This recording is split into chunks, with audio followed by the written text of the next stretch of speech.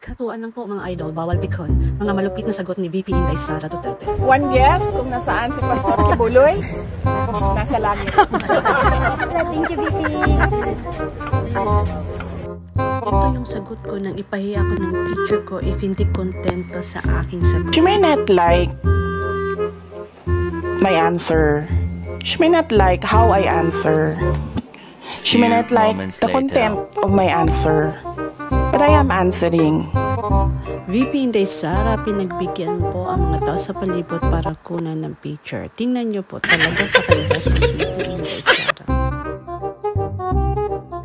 Dahil sa sobrang seryoso sa palibot, ito ang ginawa ni Inday Sara. The name of the For editor fun of the only. book is Raul Manuel. I don't like where this is going. It's a joke, ma'am. You strike it out of the record if you want. Few moments later. Level up si VP Inday Sara sa bagong brand. Hi! Gusto ko lang i-share sa inyo ang aming kusina. Ito. Yan.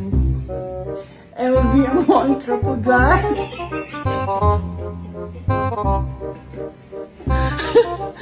At hindi lang isa dyan.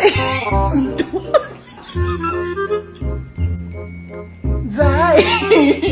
Tulungan mo ang LV na trapo, Zay!